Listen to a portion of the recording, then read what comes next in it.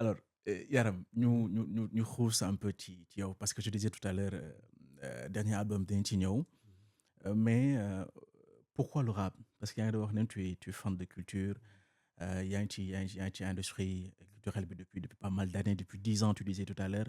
Pourquoi avoir choisi le rap? Parce que am na yeneen yu bëri qui sont d'une forme d'expression. Mais toi, Limaf, tu as choisi le rap et pourquoi? Voilà, le rap, en premier, déjà, c'était l'amour pour cette culture. L'amour que j'ai eu pour cette culture quand je l'ai découvert dans les années voilà, 2006, 2007, 2008. Je me suis lié d'affinité à la culture hip-hop parce que li ma doon gis ci culture hip-hop moo ma neex maanaam nit yu si nekk le freelance qu'ils avaient, je vois leur manière d'exprimer, d'extérioriser lu nekk si ñoom.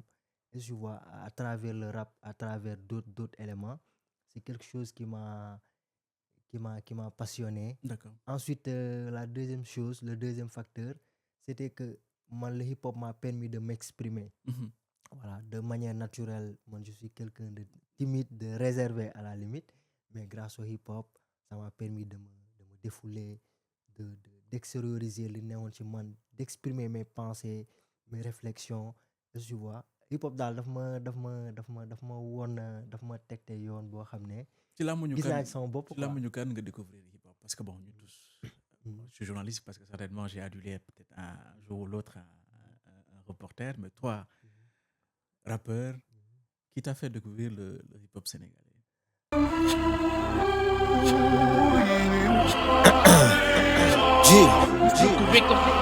It's your boy on the cover.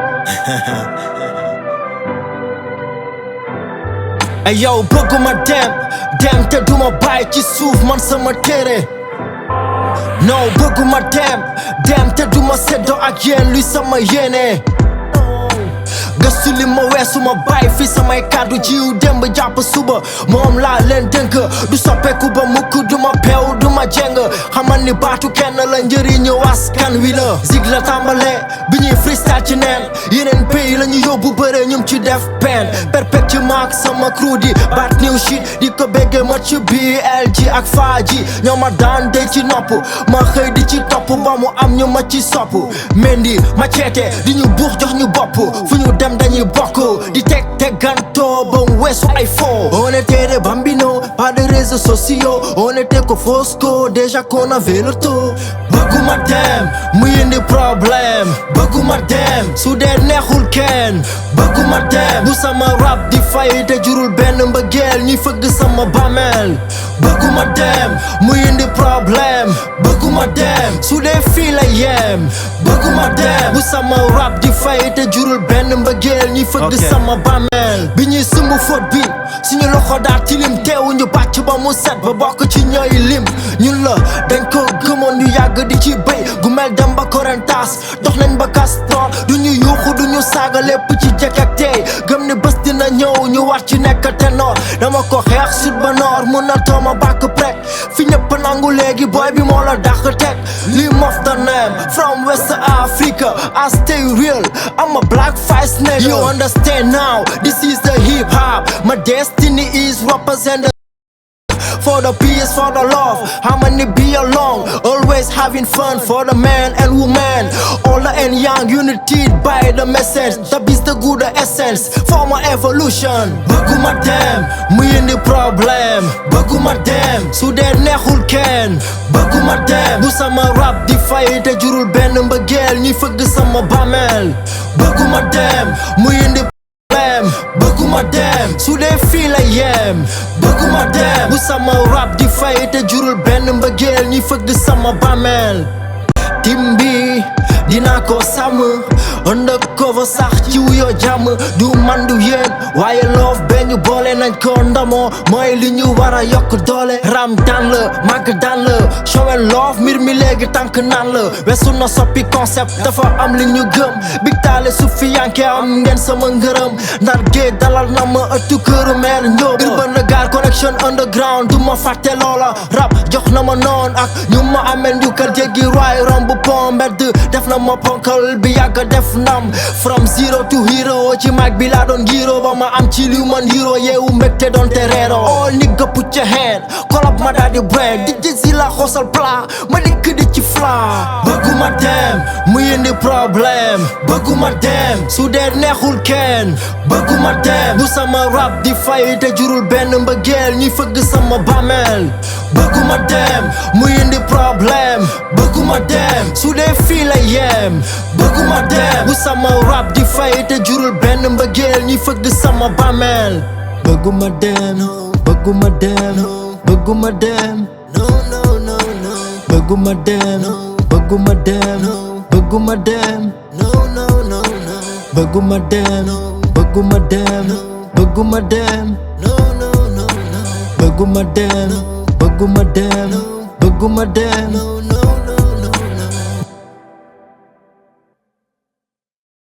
Le hip-hop sénégalais, je l'ai découvert grâce à LGO. C'est un animateur à la radio Sud FM Ziguinchor. Voilà, moom laa doon côtoyer di nekk ak moom dans le studio. Il me faisait découvrir des artistes rappeurs sénégalais. Et sur son plateau, il a eu à inviter beaucoup d'artistes ñoo xam ne fa lañ jaar ma xamante ak ñoom. Et tu vois, ensuite mu jël ma di ma yóbbu. On faisait ensemble des tours, des interviews, des reportages, etc., etc. Même de l'animation dans le studio. Des fois, c'est moi qui le faisais, la sélection. Yeah. Et tu vois, dans les dem ba voilà, Ba tu miin t'appropries, affaire yi quoi. voilà, Miin miin affaire vibes yi, yi. voilà, mu dem ba neex la. Yeah. Da ngay toog créer ay mix. Et tu vois, voilà, loolu mu dem ba nekk passion ci man ma découvrir artistes yu bëri. À travers ça, voilà, j'ai commencé. Ensuite, sama koñ amoon na benn groupe bu fa créé woon, des amis. Le groupe Master G, maa leen nuyu di leen shout out. Et tu vois, ma commencé di leen accompagner. Et à un certain moment, je me suis dit que voilà, je suis passionné ça, pourquoi pas le faire. Mais le déclic, il m'est venu grâce à un autre ami, Mochibi. Lui aussi, il faisait du rap. Il m'a fait le déclic. Je me suis dit, voilà, pourquoi pas, je vais foncer. Ensuite, on a créé un groupe d'amis. Notre premier groupe, Bad New Shit.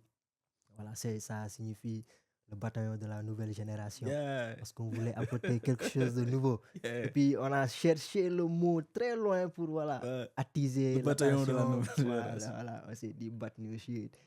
Di nuyu gars yi bu baax a baax. On a débuté ensemble. Gars yoo xam ne voilà.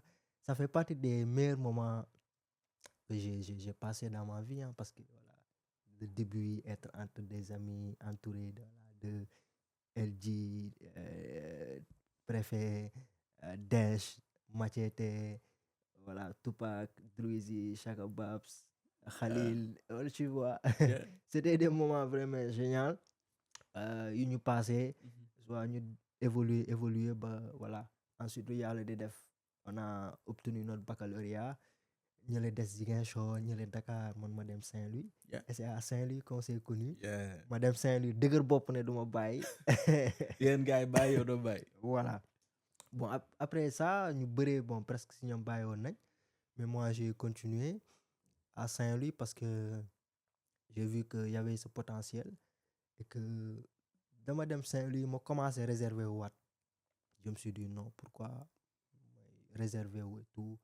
Pourquoi pas me continuer extérioriser li nekk si man. Et le seul moyen que je pouvais le faire, c'est grâce au hip-hop.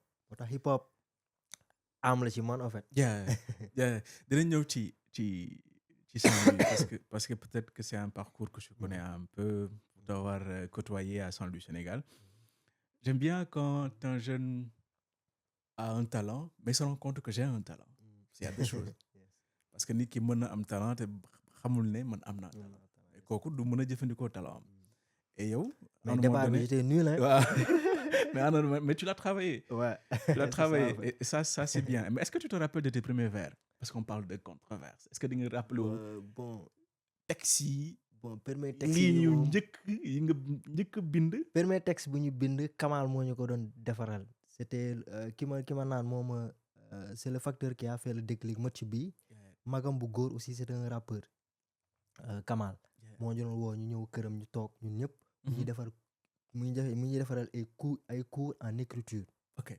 C'est ce qui a fait que man ba léegi nii je suis resté dans ça, j'ai gardé maanaam cette envie d'écrire cette plume parce que si la laa jàngee rap quoi. Et tu vois Kamal moo ñu doon jàngal ñuy bind. Voilà, on a fait des thématiques. ñu dem ba war a génnee son mun nañu léegi bàyyi leen thématiques yi fee da ngeen war a imposer gars yi seen bopp def leen ego trip. Yes. waaw début bi nag man j'étais le dernier de la classe parce que dama doon yuuxu xadar laa doon demee gars yi dañuy ñëw teg man mu ñëw indi xadar waa dëgëral affaire bi wowal ko koŋ mais au fur et à mesure voilà ngay dem ba nànk tu commences à tempérer xam fi ngay yéegal fi ngay wàccee di gën a xam musique bi et cetera parce que début bi rap bi rek ngay xam après tu commences à comprendre la musique exactement tu commences voilà D'accord. à évoluer dans ça en fait. D'accord. Je pense que c'est le moment de retourner à ton parcours à Saint-Louis. Sànq duggoon nga ci nga yegg Saint-Louis gars yi nekk fa ñenn ñi bàyyi yow tu as décidé de continuer parce que le rap pour toi c'était un instrument d'expression. Il fallait se libérer et avec le rap pour te permettre cette alors ci diggante bi comment est-ce que tu as fait est-ce que à Saint-Louis da nga amaat beneen crew boo organisé foofu wala. Saint-Louis parce que moi je me rappelle t'avoir reçu à la radio et qu'on parlait un peu de tes prestations. Mon autre déclic à Saint-Louis c'était le groupe XDX.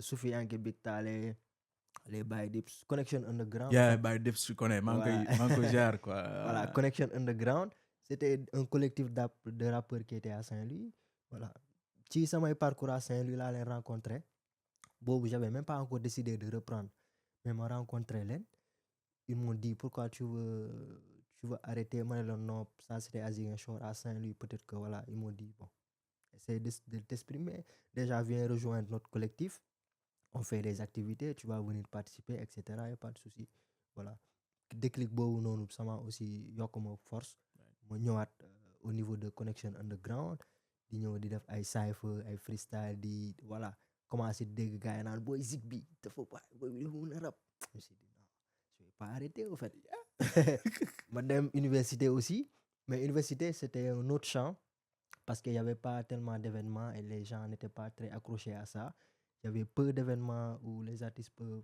s'exprimer mais je me suis frayé un chemin ba premier spectacle bi ma def gars yi se sont dit wow le campus a un nouveau artiste. Yes. Voilà et puis j'ai profité de ça évoluer je me suis dit li ma am Saint-Louis ville fële pourquoi pas essayer de reconstituer la même chose à l'université c'était grâce à un ami au début c'était juste un frère artiste que j'ai rencontré Mirabeau Daomé mais maintenant c'est vraiment un frère de cœur depuis lors depuis 2014 jusqu'à 2025 on est ensemble. C'est lui mon directeur artistique il a arrêté sa carrière mais il continue à push à poursuivre à faire des choses pour moi. Voilà, avec lui, on a créé un autre collectif à l'université pour permettre aux artistes qui sont à l'université, qui ont peut-être arrêté quand ils sont arrivés à l'université, pourquoi pas de continuer. On a fermé le collectif. Au début, c'était seulement du rap. Mais dans le collectif, il y a eu ensuite du théâtre, ce qui nous a surpris. Des DJ, on en a formé 3 actuellement. Il y en a un même qui travaille à la RTS, moi que je salue. On a eu des danseurs en b-boy drinks, des beatmakers, etc. Le collectif s'est agrandi à l'université. Bon, on a commencé à faire des activités, on a commencé à se faire connaître. Vous étiez même le premier à nous inviter à la radio. On est passé à la télé, etc. Les gens ont vu que voilà, c'est quelque chose. En fait, ces jeunes-là, ils ont un moyen d'expression, ça ne les empêche pas de faire leur cursus académique. J'ai un fait pour les étoiles qui scintillent, en tout cas. Alors, nous continuons